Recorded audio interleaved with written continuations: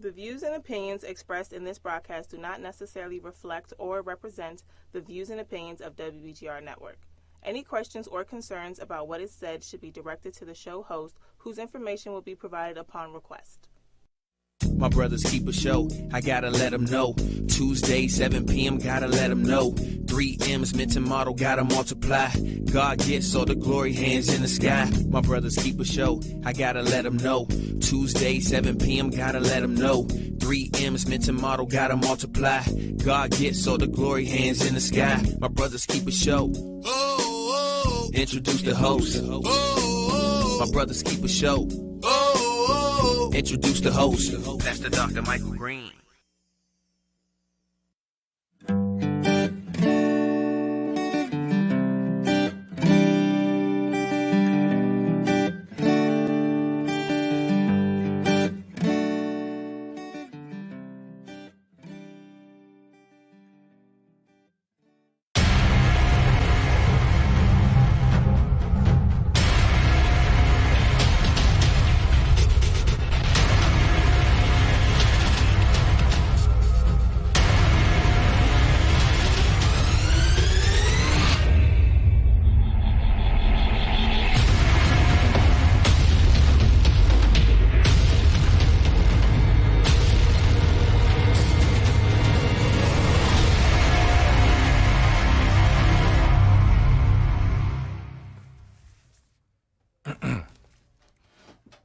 Be with us, God.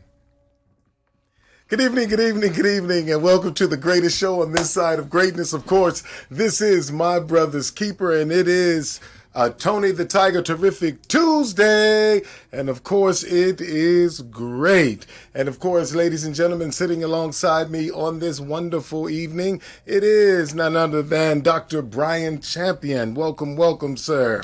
Welcome. Thank you. It's good to be here. Absolutely. Hey, we also like to welcome Dallas, Fort Worth, and San Antonio, Texas, Raleigh, Durham, Winston-Salem, North Carolina, New Jersey, Maryland, Washington, Virginia, D.C. area. Also on the West Coast, Pomona, California, as well as Ontario, California, with Bishop Jelani Kafela, where he pastors, and the Bishop of the Bridge Network and Imani Cathedral Christian Fellowship. Thank you for your constant support.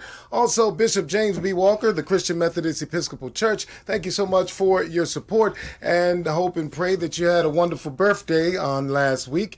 And thank you again so much for your support. Ladies and gentlemen, the call-in number, of course, is 301-429-9247.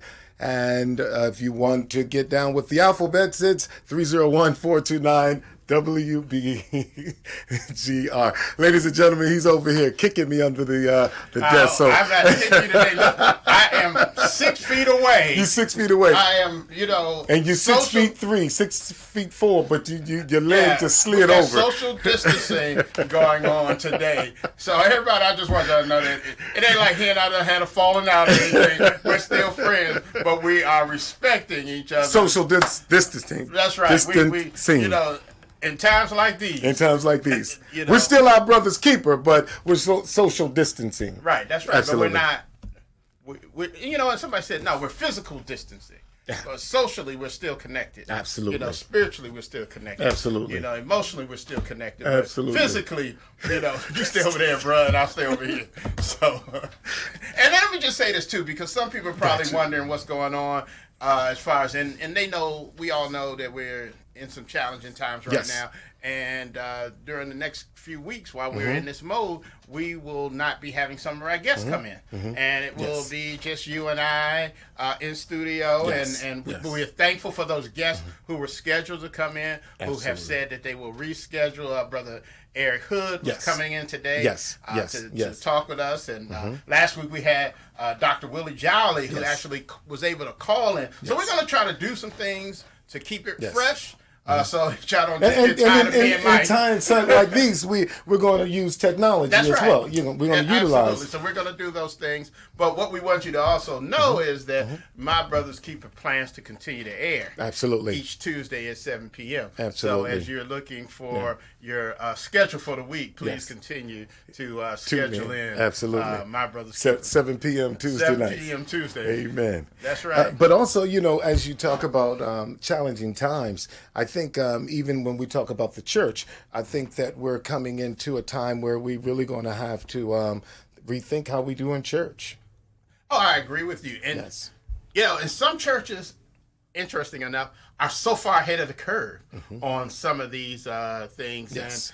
And because they were willing to move into technology and try new things, others were stuck in tradition and unwilling to be innovative. And one of the things we have to remember as we look at leading people, leading organizations, is that while we have to focus on our everyday business, we also have to spend some time thinking of innovation. Because if we don't, we get left behind. And so when something like this happens, I concur. And all of a sudden we're in a new mode of operandi, then how do we continue to move? So it's forced upon us. So sometimes God does certain things to open our eyes, to make us realize that we can't continue to do things the same way we've done it, because we'll do it that way as long as we have no other choice. I was reading, as you talk about continuing to be innovative, about Henry Ford, how when he did the Model T, he did not want to shift, and other car manufacturers came along and superseded. They excelled the Model T and became greater, but because he just knew he had a lock on the automobile, he stayed with the Model T, but other cars, they excelled and beat them out. Absolutely. And you'll find that throughout history of where those that did not innovate have been left behind. And so people who sometimes were the actual lack of a better term, blockbusters, and I say that because blockbusters going to end up being in the story, but some of the people who are the trailblazers, who change the way we do things, and you find that, we had the opportunity to start having home entertainment, and Blockbuster became the big giant, but then when it was time to consider new ways of doing things, they weren't willing to, because they felt like, hey, we got the corner in the market. And I understand that the people who actually came up with Netflix approached them first as providing, hey, why don't Blockbuster, you provide this service? And Blockbuster was like, no. We're right here. We just want to do videos and DVDs. We good. And so Blockbuster is out of business. All those other stores we've seen, Sears and Roebuck. People probably don't even remember Roebuck, because Roebuck went out of business before Sears. I remember Roebuck. And then Sears bought Roebuck, and then Sears bought Kmart, and all those things, but they can't hang with Walmart. And you know what? Amazon putting everybody out of business. And they come along, and now we're coming right to your door. That's right. So, it's a whole totally different thing. And now, the other side of it is, in times like this, who wants to go to the store?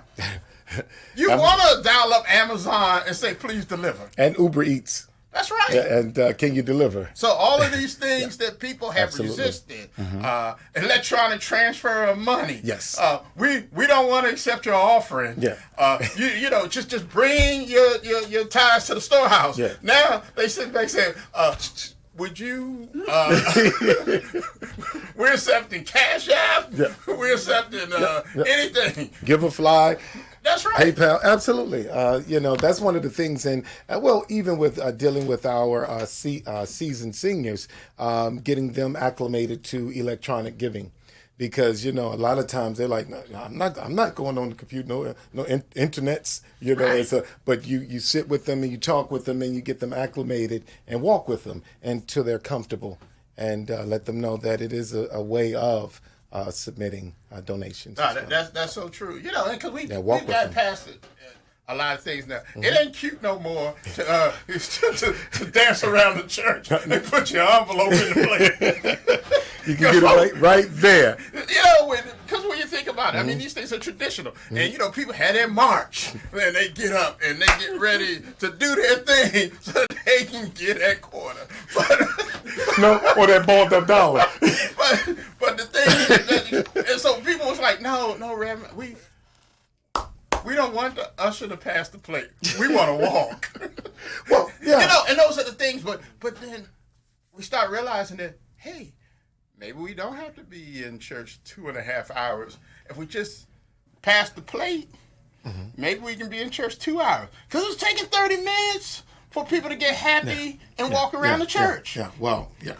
That definitely, my service this past Sunday, I had them out, well, in less than an hour. But of course, we were virtual and about 15 minutes preaching, and then we just really just had good fellowship and some pertinent information in reference to coronavirus, and making sure that my seniors are safe, everybody is good, and then some other announcements, and you know, and some prayer, reading of the word, and then 15 minutes of word and encouragement and prayer. We out. No, absolutely.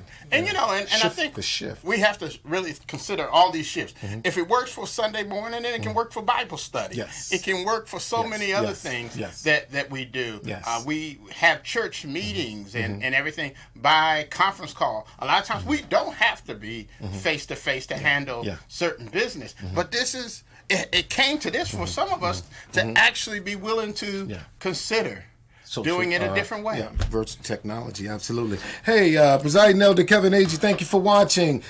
Sister Janice Dixon, Diane Mason, thank you guys for watching. And Pastor Valerie Everett, thank you for tuning in. Sister Corey Boyd and Sister Leslie Cash Tibbs, hey, thank you guys so much for tuning in. We're going to get ready to get started, but I just wanted to also check in at this moment and make sure everyone is well and that they're staying safe at this time. And please, even as curfews are going to be sent out, we're just going to encourage you to, let's follow rules and regulations and keep everybody safe. And because, again, we don't know what this thing really is and how it's really affecting a lot of us.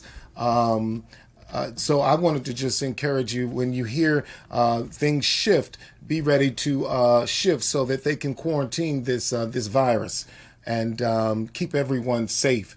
I know that they're mobilizing in many of our states, the National Guard. But I would venture to say that we went from 250 to 100 and now down to 10. And I'm just going to tell you now, you're not going to hear any numbers of conjugating under 10. It's going to be, I believe, something different. And that's why the National Guard are mobilizing now. So just be safe and follow, the rules of the land and be safe. Go ahead, brother. Oh, no, I was just if you had something that you wanted to share, to being safe, checking in. And one of the things I've been trying to do, because I have extra time on my hand, and I thank God for this time.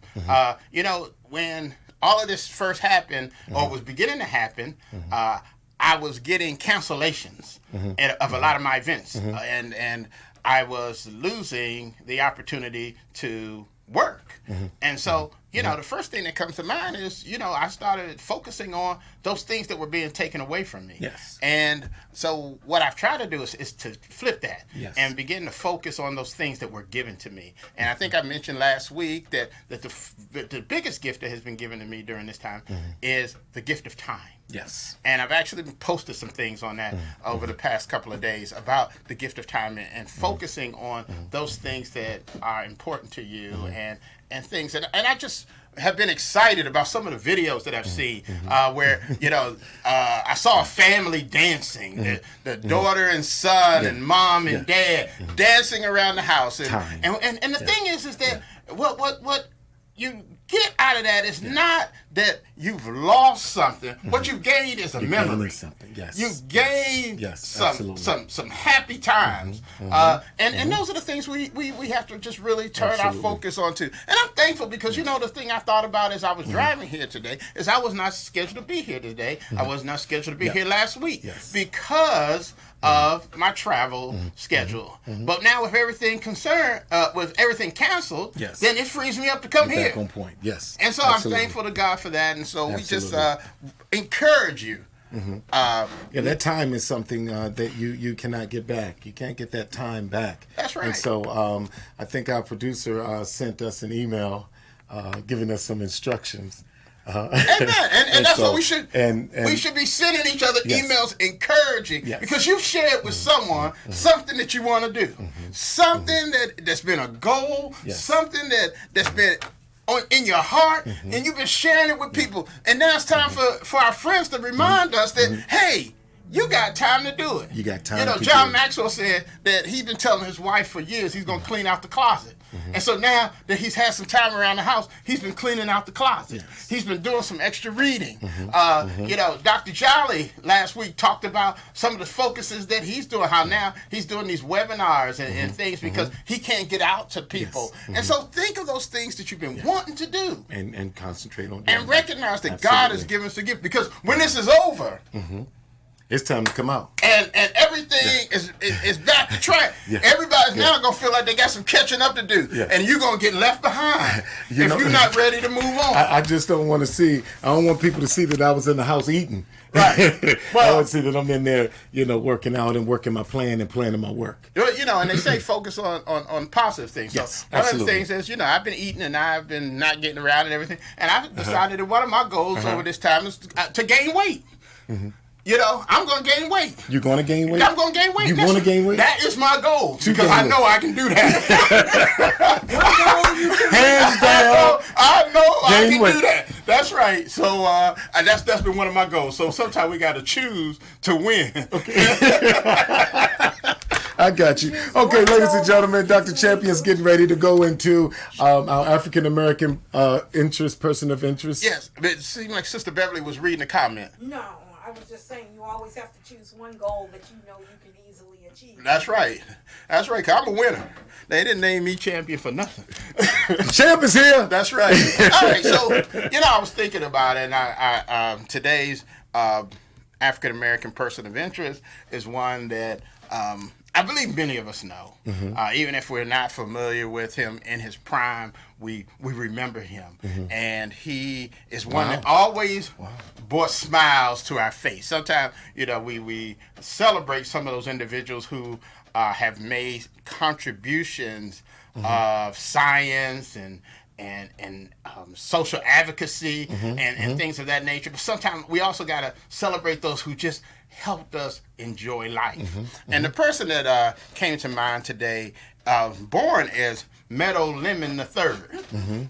Oh yeah, see already she smiled. I said his name, but most of us knew him as Meadowlark Lemon, and he was known as the Clown Prince. Come on, of basketball. Come on, Doc. For years, I always thought he was the Crown Prince. I thought he was the Crown Prince, but I realize now that the title was the Clown Prince of Basketball. And so what we do know about our friend Meadowlark was that he was born in 1932. And I'm sorry? No, I was saying awesome, brother. Oh, yeah, born in 1932 and graduated high school in Wilmington, North Carolina. Some would say that's a great basketball town. And he attended Florida A&M University. After being there for a short period of time, he was drafted into the Army. And he served in Australia and in West Germany. Upon coming back to the United States and after the military, he tried out for the Globetrotters. And he played with the Globetrotters from, check this out, 1955 until 1980. He played in over 16,000 basketball games for Wow. the Harlem Globetrotters. Wow. After Wow. leaving the Globetrotters in 1980, he started his own team called the Buccaneers, which was a spinoff to the Globetrotters. Now, I want you to think about this, though. Wow. In 1980, this brother was 48 years old. And he played with them to 1984, then went to play from 1984 to 1987 for the Shooting Stars. In 1988, he again came out with his own team, which was Meadowlark Lemon's Harlem All-Stars.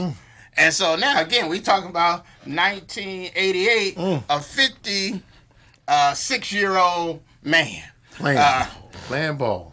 And then in 1994, Meadowlark Lemon came back to play 50 games with the Harlem Globetrotters. Now, what Let me show you that. that's a picture Meadowlark of Lemon? you and Meadowlark. Who's that beside you? Which one? This one. A good friend. Oh, okay. He looked familiar. Okay. All right. So, yeah, you had to put that on the thread. That picture of you and Meadowlark. So the thing that was, and let me mention this because Meadowlark is described as a basketball player, an actor. But did you know that Meadowlark Lemon was an ordained minister? Yes, I did. Okay. All right. All right. So, in 1994. In Scottsdale, Arizona, Meadowlark Lemon Ministries was formed, and he performed ministry that he was known for. Now, Wilt Chamberlain described Meadowlark Lemon as the best basketball player of all time. Michael Jordan, also a Wilmington native, said that Lemon was a national treasure and an inspiration to him as he was growing up playing basketball. So Meadowlark made the Basketball Hall of Fame, the Naismith Hall of Fame.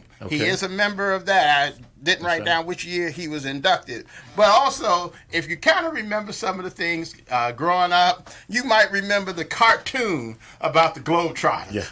They actually made a cartoon about he and Curly Neal and Absolutely. what was his name? Goose Tatum. Goose Tatum, and made a cartoon about them. Then they were so bad that the Harlem Globetrotters in animated form also were guest appearances on episodes of Scooby-Doo.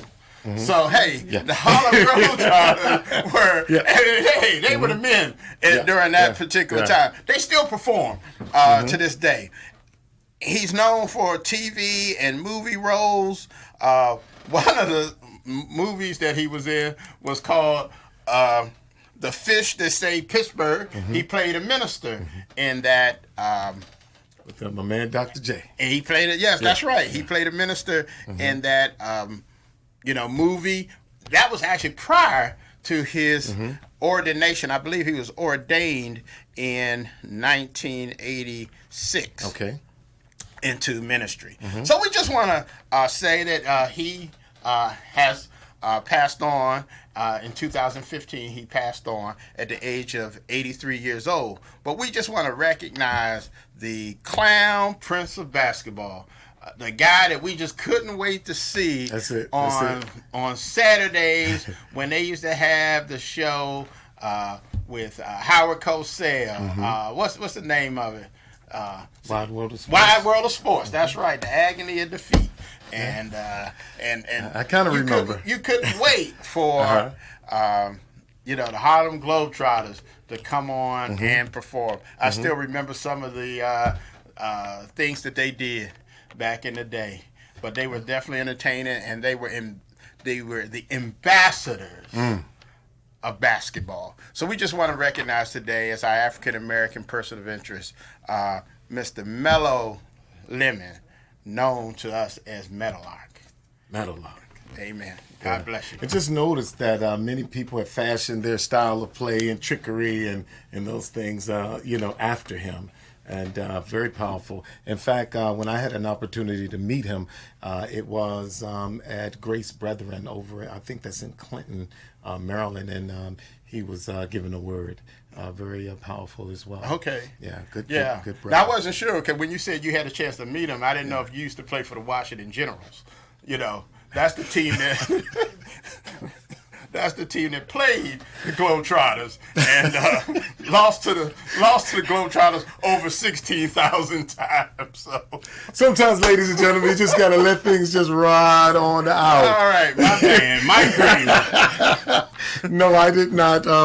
No, not at all. Not at all. Not even going to do it. Not going to do it. Ladies and gentlemen, we're going to talk about mentoring now, and just want to turn your attention to the piece called mentoring. And oftentimes, even in us trying to achieve, move forward, be productive, be better than, operate in purpose, just getting ahead in life.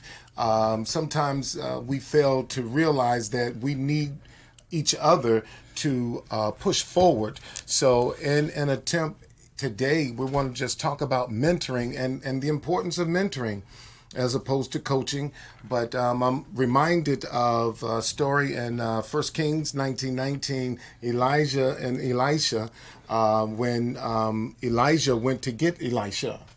And in the book of Acts, how Paul went to go get Timothy. So we see these mentors, these great men going to get their proteges, as we were sharing earlier, to go get them, and the importance of the mentorship, because that's one thing. If you're doing it, if you want to do it, you find someone that is doing it so that you can do it. Right. So oftentimes we just think we can do this thing by ourselves. Because indeed, one of the scriptures we always talk about here on My Brother's Keeper is iron indeed sharpeneth iron, just as a man lifts the countenance of his friend. So we take out our swords and we dare to sharpen them, even in our weak states. And I'm God thankful for the brotherhood that you and I do have. So as I talk about mentor, a trusted counselor or guide, someone that you're able to you trust in, and you trust in their focus and their vision, and that's because, again, in mentoring, that establishes relationship. Because it's hard to teach and to give someone something or hand them or release something, pour into their life, if you are not able to connect with them, have a rapport with them. And I find that many teachers, the successful teachers, are the teachers who have established rapports with their students. And those are the most effective and successful teachers.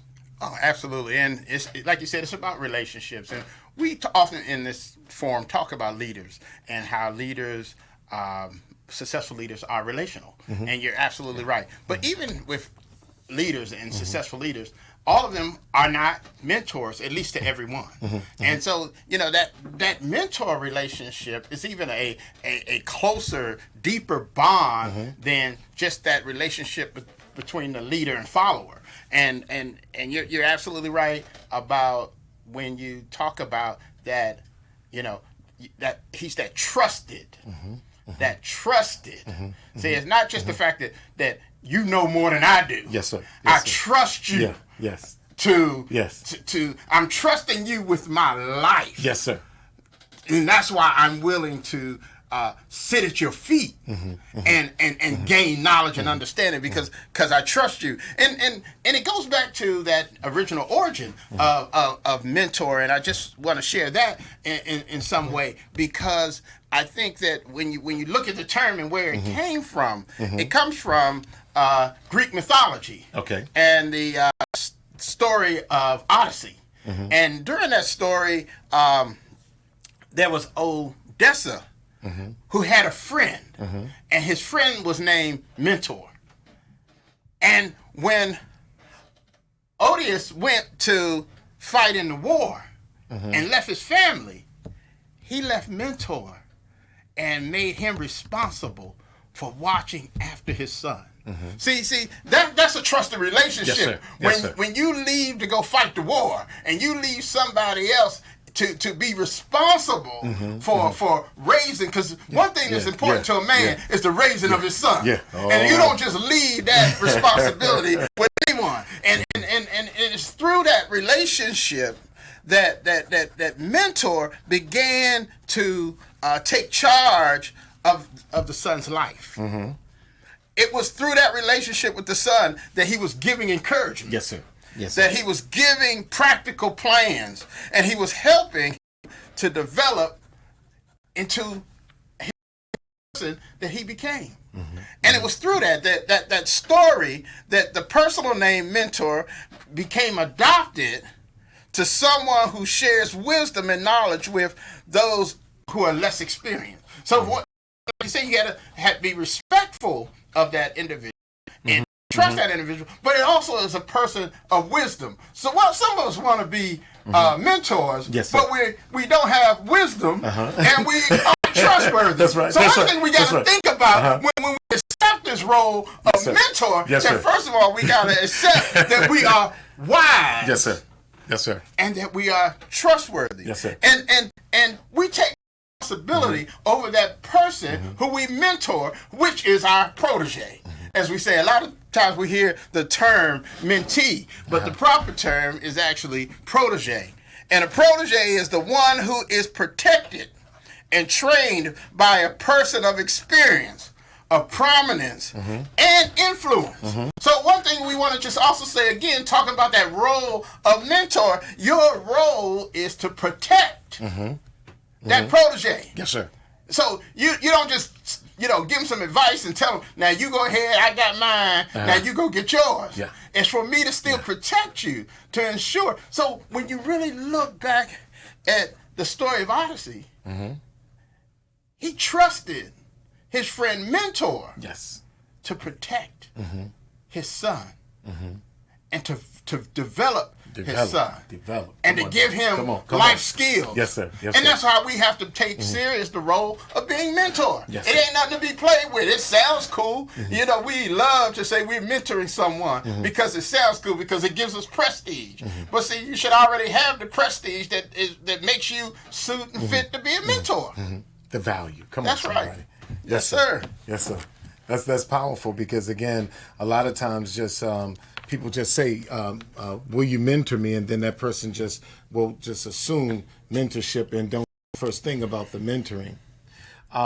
Remember the movie Days of Thunder with Tom Cruise and Robert Duvall? I think it came out when you was like, Yeah, I was never mind your age. I was still in the crib, but you, while you in high school. But during that movie, what had happened, what really developed this trust is after Robert Duvall allowed Tom Cruise to continue to run the race the way he wanted. Well, he got in an accident. And after he got in an accident, it was a brutal accident, and then it landed him in the hospital. But then when he got out, he got back on the track, and then it came time for him to listen to him. So he was the mentor. So therefore, he was speaking into the microphone as he was driving around the track. Well, another accident had happened, caused a big dark cloud. And so it took Tom Cruise back into a place where his original accident, so he was fearful. So here's the guy that's standing up higher than him that could see beyond where he's driving. He continued to tell him, you can do it. If you press on the accelerate, you accelerate and go through it. Just go through it. Press on the acceleration, keep going. You're going to take the race and you're going to win. But all the fears in Tom Cruise and came back of that accident, and he was apprehensive of stepping on the gas to go through because he thought something was there. But here's a man that is sitting high, that sees that on the other end of through that smoke, that there's no accident, nothing is going to impede his progress, to press on the gas and keep moving. So short of the long, Tom Cruise got it together. And he pressed on the gas and he went through and he won the race. But I say that to say, you gotta trust the mentor, because the mentor is up high seeing where you want to go. That's right. That's right. No, I think that was a wonderful analogy. That was a good movie. That was a wonderful analogy to reinforce the point. Yeah. And because, man, people can see that story. Somebody's smiling right now, thinking about the movie and didn't see that point, or didn't see it that way. Yeah. But you're absolutely right. And that's how we have to be when we're mentors. See, we can look at things out of a situation and say, well, they're not going to listen or they're not going to follow direction. But, here, he in that movie, I'm not sure which was which, but he was the mentor, was the wise man. Yes. Because he could see what Cruz could not. Absolutely. And so sometimes we as proteges, we gotta accept our role that our mentor can see what we cannot. And that's why, we have to have the faith to trust them, because you're right. Because it's scary to follow someone that you can't see what's going to happen. But isn't that why we? Yeah. Isn't that why we get mentors? Yes. Isn't that why we look for relationships so that we surround ourselves and undergird ourselves with people we can trust, who can help us, who can see what we can't see? To get us through the dark clouds. You said it was a big old cloud there, and get us through the accident to the other side. To the other side. Absolutely. And he had to, in spite of what had happened before, because a lot of times our failures, our past failures will cause us to be apprehensive about going through that cloud, what we can't see. But our mentors are able to see, and that's where they are encouraging us to continue to to move through the cloud of smoke. So, but whatever obstruct your view will impair your ability. That's right. If it obstruct your view, it will impair your ability to move. So that's why I would say we need a mentor.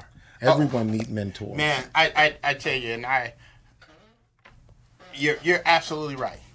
We all need mentors, because as we've talked about when we've been talking vision over the past few weeks too, and we don't know what we cannot see, and we think we see clearly, and without that mentor, sometimes. We will go down the wrong path. Yes. And I'll share a story. And that, I worked in government for a long time. And during a good portion of my career, I didn't have a mentor. Now, I'm not saying that I didn't have people that I asked advice from time to time, but I did not have a mentor, a person at a level who could see things that I was unable to see. And I thought I was having a decent career. This is the interesting thing. In my mind, I thought I knew where I wanted to go, and I thought I was doing all the right things to get there. Okay. And so I go to a meeting one day, and at the end of the meeting, this gentleman who's senior executive and maybe like 3 levels above my boss asked me to stay behind. And I thought to myself, what did I do wrong? I'm really nervous and afraid. So he begins to ask me a series of questions and about my career. And he looks at me out of frustration and he says, what are you doing? And so I'm proud. Well, this is my plan. And he looks at me and he says, you don't have a mentor, do you? And I said, no, I don't. And he said, it's very obvious. He said, a lot of us have been talking about you, and there are positions open that you're qualified for, but you never apply for them. What do you want? I said, well, I want my boss's job. He says, that's the only job you want? He said, because there's other jobs out here. I had my eyes focused on this one job. And so at the end of the conversation, he agrees to be my mentor. And we began to start developing a plan for my career. And I move, and I take a ladder, and I move, and I do this, and I do that. And the interesting thing was, I remember telling this story to someone, is that when my boss retired 9 years later, I was senior to that boss. The position I was looking for, I was above that level. But I had to make some moves. I had to say, he saw the playing field. I saw one job. Yeah, you saw the position. Right. I saw that one place. Yeah. They saw the playing field. He said, hey, man, this is what you need to do. You need to. And after that cycle began to go, I said to myself, I will never, ever not have a mentor again. Wow. Even to the point that when he retired, I asked him to introduce me to my next mentor. Because I wanted somebody he had a relationship with. Yes, sir. He had invested in me. I wanted somebody that he tells, invest in Brian to mentor me next. Yes.